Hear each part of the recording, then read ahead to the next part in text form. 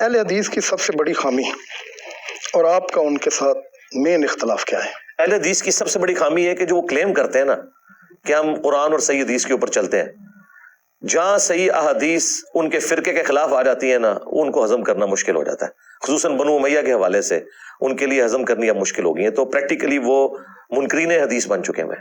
ہمیں ان کے منکرین حدیث ہونے پہ زیادہ غصہ آتا ہے ایز کمپیئر ٹو انکار سنت کرنے والوں کے، کیونکہ وہ تو اعلانیہ ہے، ٹھیک ہے، انہوں نے تو نام اپنا اہل حدیث رکھا ہوا ہے، تو یہ اپنے منہج کو چھوڑ چکے ہیں۔ اہل حدیث کا منہج 24 کیرٹ سونا ہے، لیکن مسلک اہل حدیث، فرقہ اہل حدیث، وہ بھی اسی طرح ایک فرقہ ہے جس طرح باقی فرقے۔ وہ بھی یہی کہتے ہیں کہ ہم بھی جس طرح آپ کہتے ہیں کہ ہم علمی کتابی ہیں، وہ کہتے ہیں ہم قرآن والے ہیں، حدیث والے ہیں۔ فَبِأَيِّ حَدِيثٍ بَعْدُهُ، حدیث ان کے سامنے آپ پیش کر کے دیں نا، 2812 پیش کریں نا، تقتل الفیۃ الباغیہ، عمار تجھے ایک باغی جماعت قتل کرے گی، تو دیکھیں ان کے منہ سے جھاگ چھوٹنی شروع ہو جائے گی۔ آپ شروع ہوں گے تو وہ آگے آپ کو بول نہیں دیں گے۔ آپ یہ حدیث چلیں بیان کر دیں، یہ تو پازیٹیو ہے نا، صحیح مسلم کی، علی سے محبت نہیں رکھے گا مگر مومن، علی سے بغض نہیں رکھے گا مگر منافق۔